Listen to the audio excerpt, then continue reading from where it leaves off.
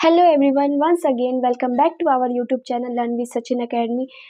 सबसे पहले आप सभी को मेरा नमस्कार, गुड मॉर्निंग, सुप्रभात, जय हिंद।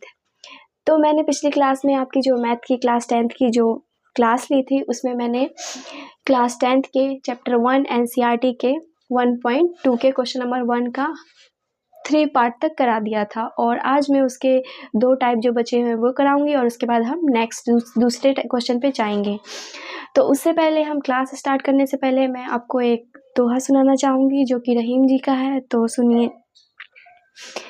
रहीमन देखी बड़ेन को लघु न दीजिए डारी, रहीमन देखी बड़ेन को लघु न दीजिए डारी, जहाँ काम आए सुई कहाँ करे तरवारी, रहीमन कहाँ करे तरवारी।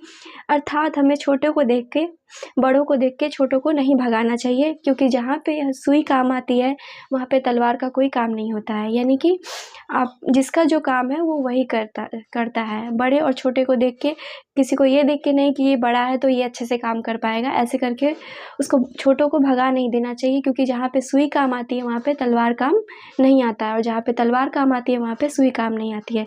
तो हम चलते हैं हमारे क्वेश्चन पे, जो कि है हमारा क्वेश्चन नंबर 1 का 4th पार्ट, वो है 5005 यानी 5005। इसका हमें अभाज्य गुणनखंड निकालना है। तो अभाज्य गुणनखंड कैसे निकलेगा? पहले हम इसको 5 से लगाएंगे। तो 5 से लगाएंगे तो 5 1 जा 5, 0 0, 5 1 जा 5। अब किससे लगेगा ये? अब लगेगा ये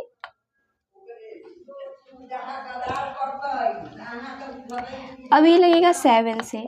तो 7 1 जा 7 और 3 बचा यहाँ पे, तो 7 4 जा 28, 2 बच गया, यानी कि नहीं 7 से नहीं लग रहा है। हाँ 7 से लग रहा है। 7 1 जा 7 और 3 यहाँ पे बचा, तो 7 4 7 21 7 चौक 28, 28 हो गया। यहाँ पे फिर 2 बच गया, यानी कि 7 4 7 21, यानी कि 143 आया। अब किससे लगेगा? अब 11 से लगा के देखते हैं। तो 11 1 जा 11, यहाँ पे 3 बच गया, यानी कि 11 3 जा 33। तो यानी कि इसके जो अभाज्य गुणनखंड है वो हो गए 5 × 7 × 11 × 13। तो ये क्वेश्चन आपको क्लियर हो गया होगा। अब हम चलते हैं नेक्स्ट टाइप पे। नेक्स्ट पार्ट पे हमारा है 7429। इसका हमें अभाज्य गुणनखंड यानी प्राइम फैक्टराइजेशन करना है, अभाज्य गुणनखंड निकालना है। तो पहले हम लगाते हैं इसको 23 से लगाएंगे। तो 23 से लगाएंगे तो यहाँ 3 बार में लगेगा, फिर यहाँ पे 4 बार में लगेगा, फिर 3 बार में, तो 343 आ गया। अब इसको 19 से लगाते हैं। तो 19 से लगता है कितना? 1938, यानी 19 से कम 19 से लगता है, और फिर यानी कि 17 आएगा। तो फिर 17 से लगाते हैं तो 1 आ गया। यानी कि इसके जो अभाज्य गुणनखंड है प्राइम फैक्टराइजेशन वो है हमारा 23 × 19 × 17। यही आपका आंसर है। अब हम चलते हैं क्वेश्चन नंबर 2 पे, जिसमें हमारा एलसीएम और एचसीएफ ये वगैरह निकालना है अभाज्य गुणनखंड विधि से, या फिर जो फॉर्मूला है उसका, यानी एलसीएम गुना एचसीएफ बराबर होता है ए गुना बी, यानी पहली संख्या गुना दूसरी संख्या बराबर एलसीएम गुना एचसीएफ। जो फॉर्मूला है हमारा उस पे हमारा क्वेश्चन नंबर 2 बनेगा, या फिर अभाज्य गुणन पर। देखते हैं नेक्स्ट क्वेश्चन हमारा। तो हमारा दूसरा जो क्वेश्चन है वो है पूर्णांकों के युग्मों के एचसीएफ और एलसीएम ज्ञात कीजिए तथा उसकी जांच करें कि दो संख्याओं का गुणनफल एचसीएफ गुना एलसीएम है।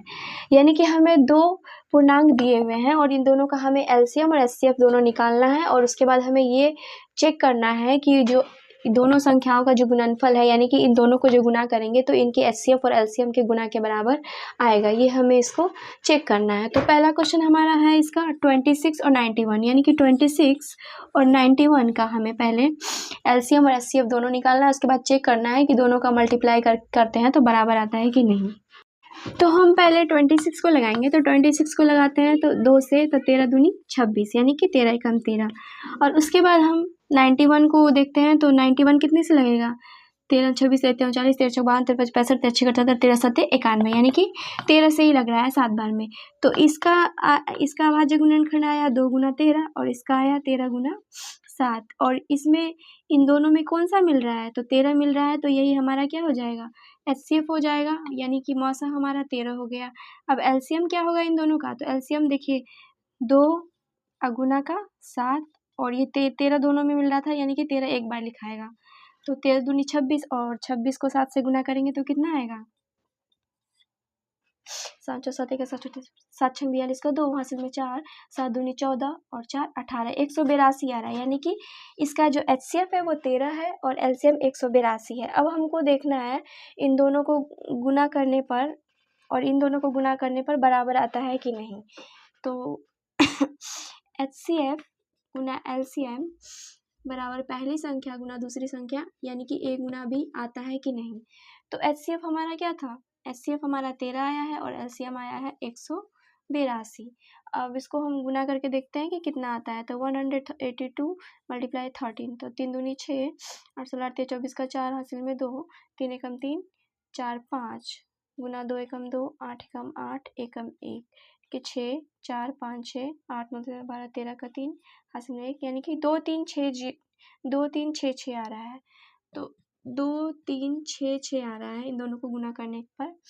अब हम इन दोनों संख्या को भी गुना करके चेक करेंगे कि क्या इतना ही आ रहा है। अगर इतना आएगा तो हमारा मतलब सही होगा, ये प्रूफ हो जाएगा कि HCF गुना LCM बराबर पहली संख्या गुना दूसरी संख्या होता है। तो हम 26 को 91 से मल्टीप्लाई करके देख रहे हैं। 6 1 जा 6, 2 1 जा 2, 98 36 45 9 6 54 का 4 हासिल में 5, 9 दूनी 18, 19 20 21 22 23, यानी कि 6 6 2 3, यानी कि बिल्कुल सेम आ रहा है। इन दोनों को भी मल्टीप्लाई किए हैं तो हमारा 2366 आ रहा है। और जब हम इसके LCM और HCF को मल्टीप्लाई किए तो वो भी हमारा 2366 आया, यानी कि 2366 बराबर 2366, यानी कि ये हमारा प्रूफ हो गया कि ये मतलब सही हो गया कि जो दो संख्याओं का गुणनफल है वो उनके HCF और LCM के गुना के बराबर होता है। तो हमारा ये बिल्कुल सही है। अब हम चलते हैं इसका दूसरा पार्ट जो है वो। तो दूसरा पार्ट मैंने यहाँ पे लिख के रख रखा है पहले से, 510 गुना 510 और 92।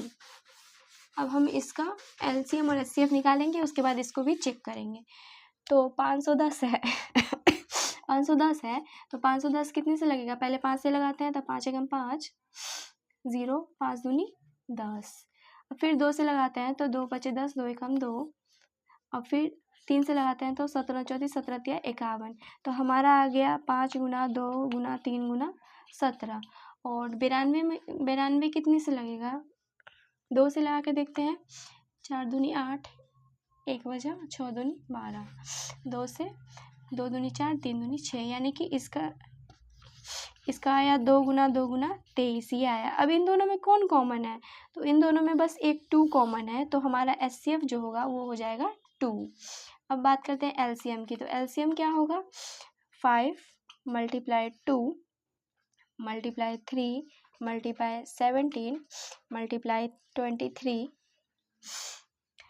5 और 2 एक बार ये वाला और उसके बाद ये दोनों 2 होगा, यानी कि फिर से एक बार 2 लिखेंगे और फिर से 2, 2 बार 2 हो गया, 3 हो गया, 17 हो गया, 23 हो गया। अब इन सबको मल्टीप्लाई करेंगे।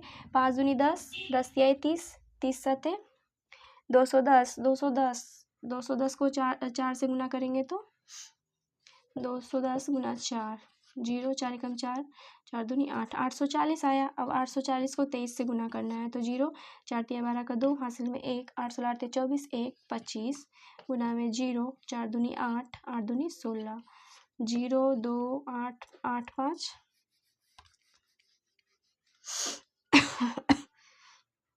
8 5 13 का 3 हासिल में 1 6 7 8 1 9 1, यानी कि 19320 ये हमारा इसका LCM आया है।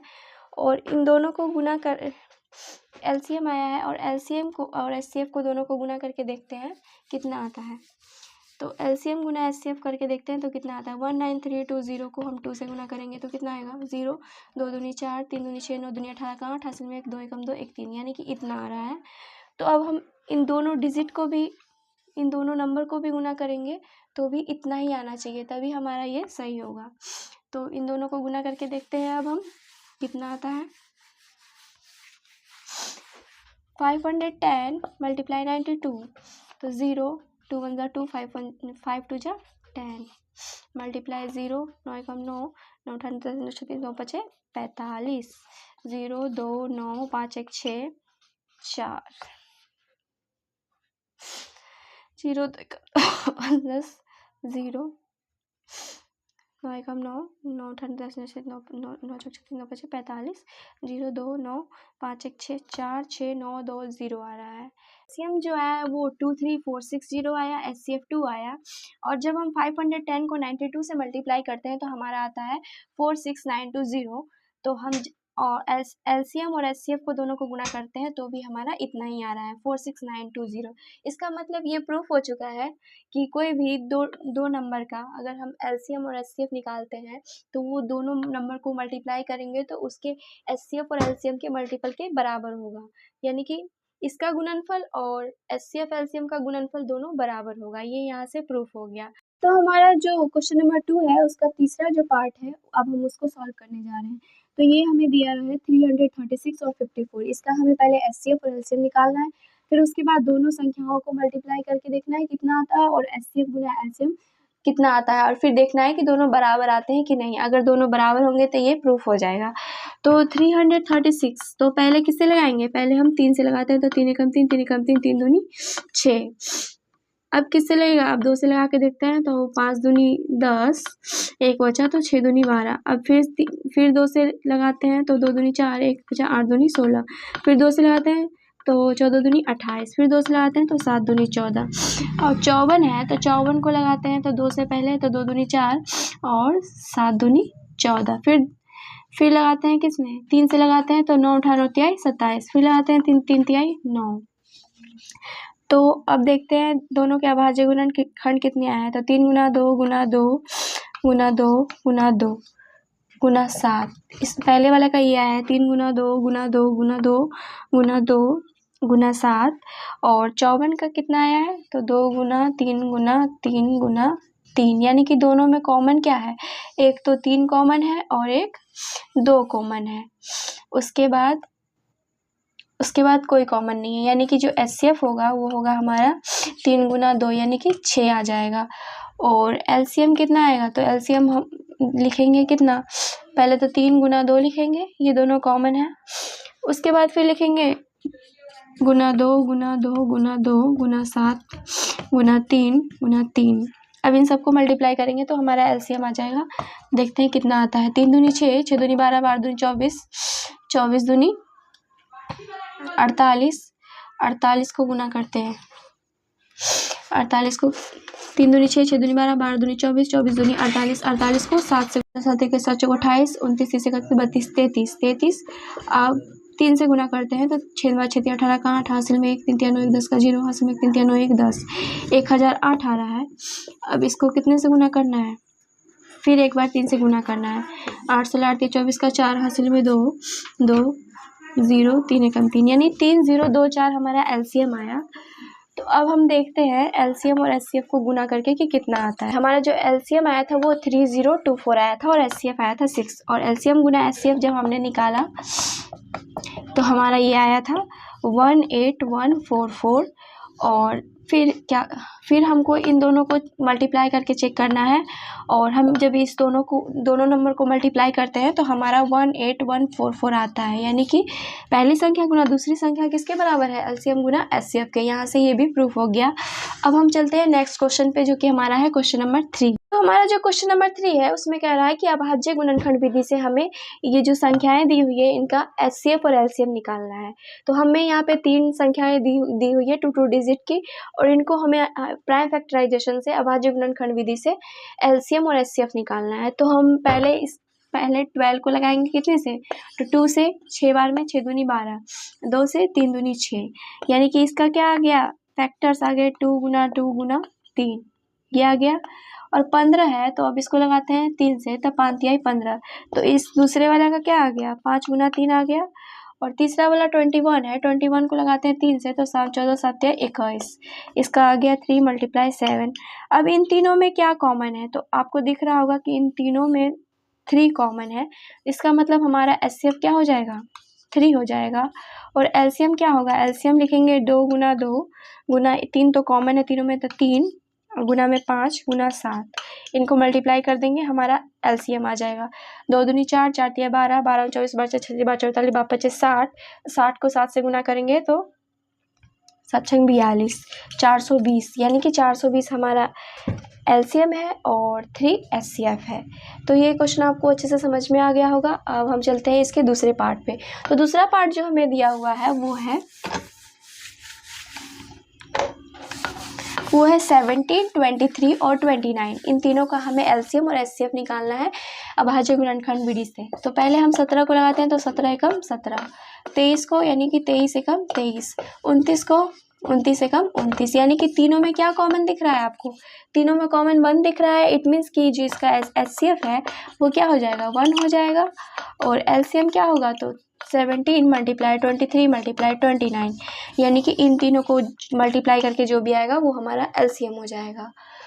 तो आज के लिए इतना ही। मिलते हैं नेक्स्ट क्लास में हमारे अगले क्वेश्चन के साथ। तब तक के लिए हंसते रहिए, मुस्कुराते रहिए और मज़े से पढ़ते रहिए और अपना ध्यान रखिए। Bye bye.